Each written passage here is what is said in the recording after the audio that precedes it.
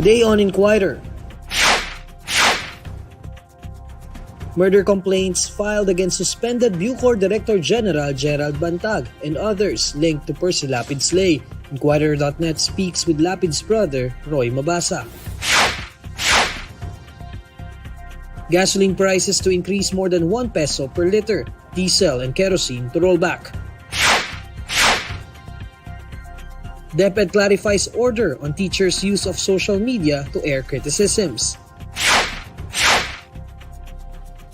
And Carlos Yulo bags silver in vault and bronze in parallel bars at World Championships.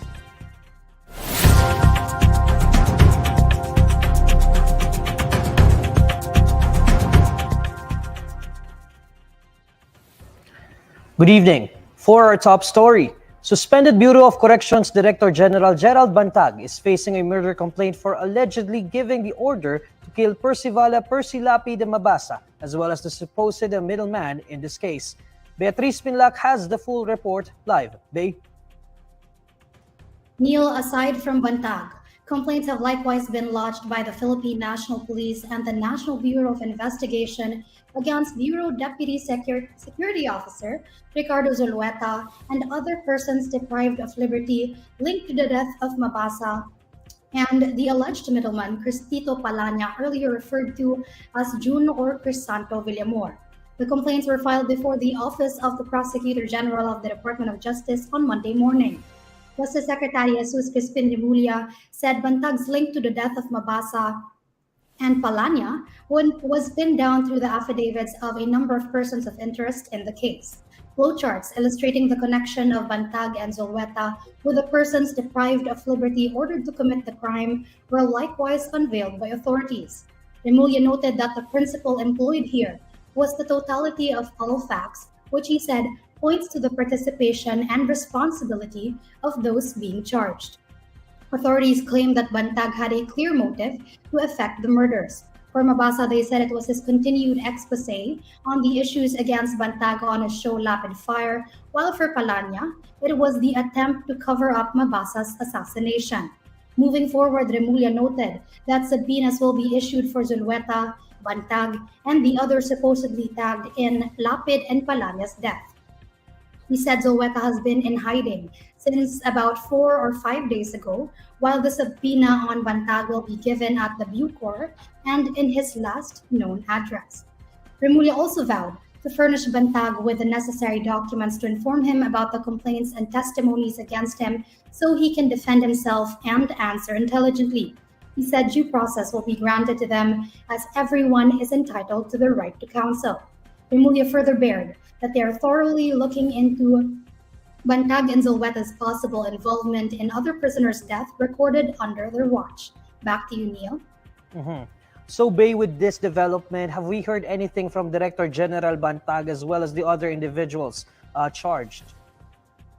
Actually, Neil, earlier we tried reaching out to General Bantag, but he has yet to respond. And with regards to Zulueta, as mentioned a while ago, he has been in hiding for about 4 to 5 days already, according to Justice Secretary Remulla. So we haven't been able to reach out to them as well. Okay. That's Beatriz Pinlac reporting live. Earlier today, we were able to speak with Roy Mabasa, the brother of Percy Lapid, regarding this latest development. Here's our interview. Roy, thanks for accepting our invitation. Charges have been filed against several individuals linked to the death of your brother. This includes suspended Bucor Director General Gerald Bantag. So with this development, how is the Mabasa family feeling? Well, unang-una, we would like to thank the Department of Justice, yung DILG, NBI, PNP, and most of all, yung mga listeners ni Percy, no, dahil sila ang sumama sa amin sa araw-araw sa gitna ng aming pagdadalamhati at itong nangyari kanina na pagpa-file ng kaso sa 13 katao sa pangunguna ni Director Bantag ay isang blessing din sa pangyayari, no, sapagkat yung pagkapatay kay Percy ay nagbukas ng maraming oportunidad, reforma, specifically dyan sa Bureau of Correction, na ito ay mabubuksan lahat ng mga katiwalian na nangyayari sa loob ng Bucor, ano? At hindi lang po 'yan, magbibigay din po ito ng oportunidad sa ating mga mamamahayag, mga broadcaster na matugunan yung ating seguridad din. Kung natatandaan ninyo, from 86 up to the present, mayroon nang humigit kumulang sa 200 kaso ng pagpatay dito sa ating bansa. At ilan lang dyan yung mga masasabi natin na fully solved, at meron pa rin mas marami yung mga hindi na susolusyonan. Kaya itong pagkamatay ni Percy will provide us so many opportunities, reforms, at saka siguro it's a wake-up call sa gobyerno na tugunan yung problema head-on. Roy, I'm just curious, are you convinced that these are the people involved in your brother's death? Do you think there are other individuals behind this aside from the persons charged? Gusto ko lang maging maliwanag, ano, ang pamilya po ay hindi titigil sa paghahanap ng katarungan para kay Percy. Hindi po kami kumbinsido sa ngayon na hanggang kay Bantag lamang itong kasong ito. Sapagkat kung titignan natin yung buong scheme ng pagkakamatay ni Percy, pati yung middleman, sobrang dami po, sobrang lawak nung sabwatan na nangyari sa loob at labas ng kulungan, ano? Kanina nga, nung ine-explain ni Secretary Remulla yung nangyari, para kang nanonood ng isang serye ng telenovela, no? Paatayan dito, padala ng pera magmula sa bilibid, i-deposito sa labas, at nag-o-order ng pagpatay magmula sa bilibid, may papatay sa labas. Lahat ng ito ay may pakiramdam ako na hindi dapat matapos kay Bantag, ano? May nakikita tayong mas malalim na investigasyon na dapat gawin ng ating pulis at ng NBI para matuntun yung talagang mga mastermind. Siguro one of these days, dahil magdi-develop pa lang naman itong kasong ito, maniniwala tayo na lalabas ang katotohanan dyan. So sa tingin niyo, sir, mayroong pang mastermind sa likod nitong si General Bantag? Sa tingin niyo, sir? Napakalaki ng posibilidad, sapagkat kanina mismong si Secretary Remulla ang nagsabi na 95% pa lamang na kinukonsider nilang solve itong kasong ito. Sa mga tweet, meron pang 5% na posible na may lumitaw pang mga pangalan na mas malaki kay General Bantag. Lahat yan ay posibilidad. Ano? I'm not stopping from there. Basta kami naniniwala bilang pamilya, hindi kami titigil hanggang hindi natutukoy talaga yung mga mastermind. Doon sa press conference ng DOJ kanina, sir, they mentioned affidavits na doon nila nakuha. That's what convinced them that these are the people involved in your brother's death. On your part, sir, ano yung nagkumbinsi sa inyo na itong mga taong ito ay linked doon sa pagkamatay ng inyong kapatid? Alam nyo, pinakita sa akin yan in advance ni Secretary Remulla at saka ng mga ahente at mga opisyalis ng NBI last week, ano? Nakita ko yung buong larawan ng mga krimen na naganap, at ang breakthrough dyan kung bakit ako naging kumbinsido doon sa testimonya ng gunman at saka nitong mga gang leaders ay yung nakita kong record na inilabas ng Anti-Money Laundering Council, ano? Yung Anti-Money AMLAC ay naglabas ng pag-aaral tungkol sa bank account nitong gunman. Nakita lahat dun sa report na yon kung paano pumasok yung salapi na ipinambayad doon sa pumatay kay Percy. Yung mga salapi na yon ay nanggaling dito sa mga gang leaders, naghati-hati sila, ipinadeposito nila sa kanilang mga kakilala, allies or kamag-anak na nasa labas ng kulungan. So lahat po yan malinaw, pumasok sa record. In fact, may mga pag-aaral pa ang AMLAC para matukoy nila kung sino-sino yung mga taong involved na nagdeposito. Napakaganda po ng report. For me, it was one of the most convincing piece of evidence na nakita ko dito sa buong scheme na ito. Yun ang nagpapatunay na tama yung sinasabi ng gunman, tama yung sinasabi ng mga gang leaders, sapagkat nagtugma-tugma po yung numero ng salapi. A total of 550,000 ang pumasok sa bank account nitong gunman. Lahat po yun well accounted for.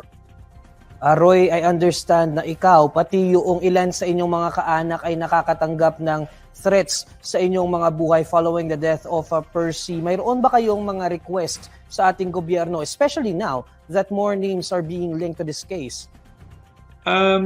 Tama po yun, nakakatanggap kami ng threats. In fact, 2 days ago, tumawag yung pamangkin ko sa akin sapagkat yung dun sa subdivision kung saan nakatira si Percy at ang kanyang pamilya, isa pong napakaliit na subdivision ito, parang letter U lang siya, halos magkakakilala ang mga nakatira. Meron pong umiikot-ikot na sasakyan doon nung isang araw na hindi naman nakatira roon, walang nakakakilala, walang nakaka-identify. Kaya ang ginawa ng pamangkin ko, tumawag sa akin dahil tumitigil yung sasakyan doon sa harapan lamang ng bahay ni Percy. At nagmamatsyag sila, tapos pag may nakita silang may nakakapuna sa kanila, umaalis, umiikot ulit. So ang aking payo doon sa aking mga pamangkin ay i-report sa pulisya at tagahantay tayo kung ano ang magiging tugon ng pulisya doon sa kanilang ginagawang pag-iimbestiga. Subalit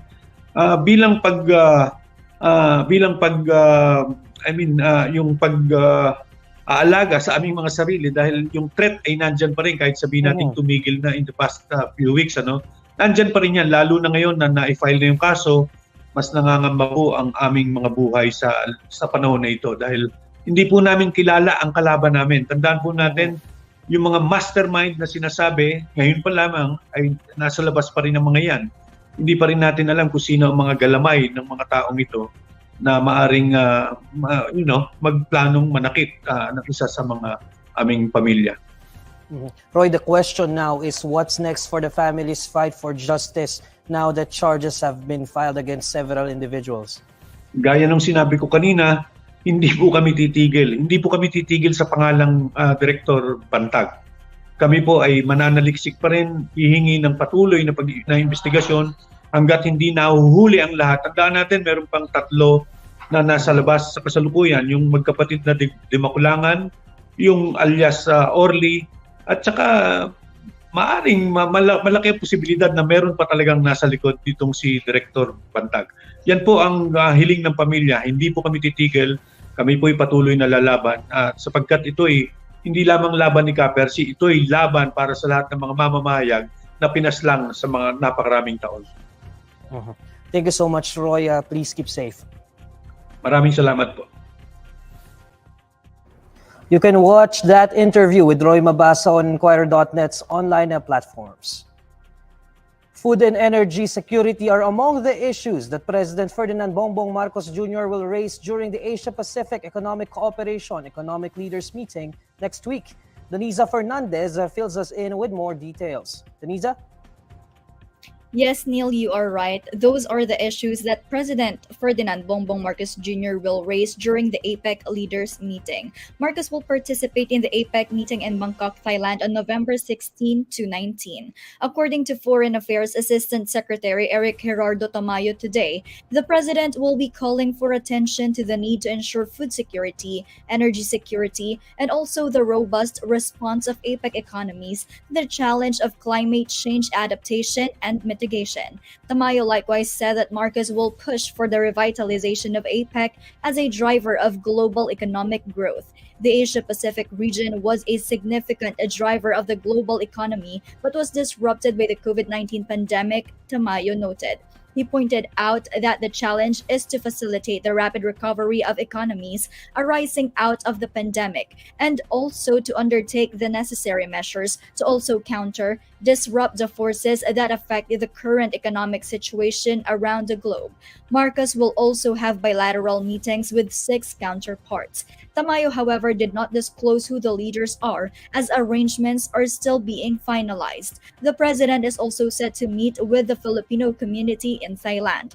The forthcoming APEC meeting will be the first to be held physically since 2018. Meanwhile, Marcos will also participate in the 40th and 41st Association of Southeast Asian Nations or ASEAN summits and related summits in Cambodia this week. He will also attend the ASEAN-European Union Summit in December, which will be held in Brussels, Belgium. Denise, just for the information of our viewers, what is the role of APEC and what can the country gain from this? Neil, APEC is a venue where economic agenda and priorities can be raised, including empowering micro, small, and medium enterprises and their inclusion in global value chains. For the upcoming event, leaders from 21 APEC nations, including the Philippines, will tackle sustainable trade and investment, reconnecting the region and laying out paths to post-pandemic recovery and inclusive and sustainable growth. Denisa, you also mentioned that prior to this trip, the president will also attend the ASEAN summit in Cambodia, right? So do we have any word on whether or not the president will raise the issue of the West Philippine Sea dispute? Yes, Neil, in a previous press briefing, the Department of Foreign Affairs said that the South China Sea issue will be included in the ASEAN summits as the country carry that in all of their meetings in the international fora. Aside from the maritime dispute, Marcos will also push for post-pandemic economic recovery and transformation, implementation of the 5-point consensus in Myanmar, and cessation of hostilities between Russia and Ukraine. Okay. That's Denisa Fernandez reporting live. The Department of Education clarified its recent directive, which asks teachers and employees not to disparage the agency online. In an interview over ABS-CBN's Teleradio on Monday, DepEd spokesman attorney Michael Poa said the recently issued Department Order No. 49 does not bar teachers and employees from airing criticisms and grievances on social media. It, however, encourages DepEd employees to raise issues in the agency's existing machineries. POA added that the DO number 49 does not seek to curtail their freedom of expression and speech, but only to promote professionalism among their ranks. POA further clarified that DepEd is not curtailing its employees' right to post on social media. The DepEd official made the remarks after Alliance of Concerned Teachers Party List Representative Franz Castro slammed the DepEd's order, saying it obstructs the exercise of basic human rights. The pump price of gasoline will increase by more than 1 peso a liter, while diesel and kerosene prices will go down starting tomorrow, November 8. Local oil firms announced today the price adjustments. Gasoline prices will increase by 1 peso and 40 centavos per liter. Kerosene prices will be cut by 35 centavos per liter, while the price of diesel will be slashed by 50 centavos per liter. This is the third straight week that prices of diesel and kerosene will be rolled back. Carlos Yulo bags 2 medals in the 51st FIG Artistic Gymnastics World Championships in Liverpool, England. Yulo relinquished his world title in men's vault after claiming the silver in his pet event before wrapping up his campaign in the World Championships with a bronze medal in the parallel bars. Ahead of the rest after averaging 14.95 in his 2 attempts, Yulo was suddenly beaten to the gold by Armenia's Artur Davtyan, who tallied 15.05. Yulo's silver performance, however, was still a refreshing sight after the Tokyo Olympian finished out of the medal podium in the men's floor exercise, the event that catapulted him to world fame for winning in 2019. Shortly after the vault, Yulo added a bronze to his collection in the parallel bars with a score of 15.366, behind 3-time world champion and gold winner Zhao Jingyuan of China and silver medalist Lukas Dosser of Germany.